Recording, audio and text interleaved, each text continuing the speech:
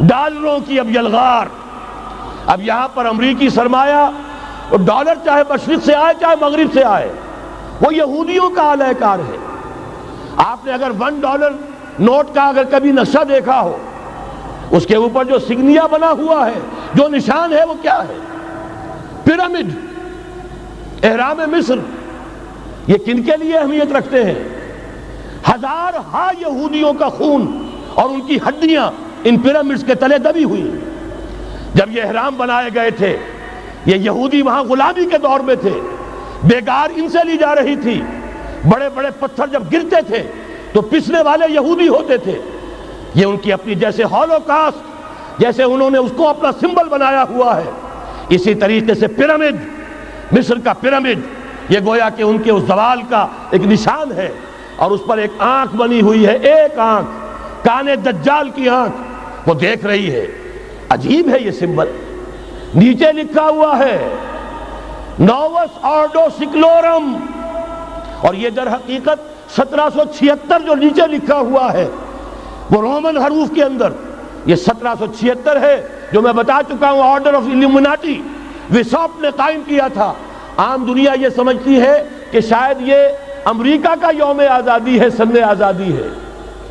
1 May us order of الومناٹی کی تاسیس 1 مئی کو ہوئی ہے. یہ 1 مئی جو منایا جاتا ہے، دھوکہ یہ دیا گیا ہے کہ یہ شکاگو کے جو مزدور ہیں ان کی یادگار ہے. حقیقت میں یہ 1 مئی اور 1776 آرڈر آف دی الومناٹی کی تاسیس کی تاریخ ہے. ڈالر میرے اس دیش کو ناپاک نہ کرنا. اور میں تو انہیں داد دیتا ہوں، جو کچھ انہوں نے، شاعر کہتے ہیں اس کو جو صاحب شعور ہے، اس صاحب شعور نے جو مشاہدہ کیا ہے کہ ڈالر آئے گا تو کیا آئے گا ہمارے ہاں. میری تو فکر کے اندر رچ بس گیا ہے. پاکستان کے بارے میں جب کہا تھا اے آندھیوں سنبھل کے چلو اس دیار میں، امید کے چراغ جلائے ہوئے ہیں ہم. ہماری امیدوں کے چراغ ہے یہ. اسلام کا گہوارہ بننے والی ملک ہے یہ. اس کو ہم نے قائم کیا تھا اسلام کے لیے. یہ آندھیاں نہ چلیں. اس ملک کو ہم نے اسلام کے چراغ جو ہے ہم نے اس میں روشن کیے ہوئے ہیں. اے آندھیوں سنبھل کے چلو اس دیار میں، امید کے چراغ جلائے ہوئے ہیں ہم. بہرحال یہ تیسرا سیلاب ہے، ننگی سرمایہ داری، جس کی پھر لعنتیں ہوتی ہیں. ایک طرف فقر، ایک طرف احتیاج، ایک طرف بھوک، ایک طرف دولت کے انبار. پہلے بھی ہمارے ہاں فرق کم نہیں ہے، لیکن اب جو ہوگا اگر یہ بات پوری ہو گئی تو وہ ننگی سرمایہ داری. اور سرمایہ داری ہی در حقیقت یہود کا سب سے بڑا ہتھ کنڈا ہے. یہ بینکنگ کا نظام، یہ سارا کا سارا سودی نظام، یہ IMF، یہ ورلڈ بینک، یہی تو ان کے سب سے بڑے ادارے ہیں. تو واقعہ یہ ہے کہ 3 طرف سے ہم پر حملہ ہو رہا ہے. اور یہ سود کے بارے میں کیا کہا تھا اقبال نے؟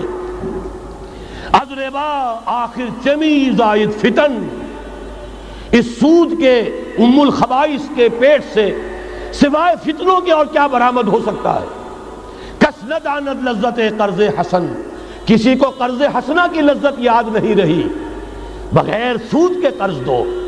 تمہارے پاس فاضل رکھا ہوا ہے، کسی بھائی کو دو کہ وہ اپنی معاشی گاڑی کا پہیہ چلا لے، پھر اصل واپس لے لینا. اگر اتنی ہمت نہیں ہے کہ ان تصدقوا فهو خیر لکم، صدقہ ہی کر دو تو سب سے اچھا ہے. دے ہی ڈالو اپنا فاضل سرمایہ. یسألونک ماذا ينفقون قل العفو. مت رکھو اپنے پاس، یہ گندگی ہے. لیکن اگر بڑے ہی کم ہمت ہو تو کم سے کم قرض حسنہ دو، اپنی اصل رقم واپس لینا. کس نہ دانت لذت قرض حسن. از ربا جاں تیرا دل چو خشت و سنگ. اس لیے کہ سود کے ذریعے سے انسان کے اندر تاریکی پھیل جاتی ہے. دل جو ہے اینٹ کے مانند، پتھر کے مانند سخت ہو جاتا ہے، کٹھور. ثم قست قلوبکم فہی کالحجارۃ او اشد قسوہ. آدمی درندہ بے دندان و چنگ، اور انسان بغیر اس کے کہ بھیڑیوں والے دانت ہوں اور بھیڑیوں والے پنجے ہوں، بھیڑیا بن جاتا ہے. بہرحال اب کرنے کا کام کیا ہے اس کو سمجھیے. اس پوری صورتحال کا میں نے آپ کے سامنے نقشہ پیش کر دیا.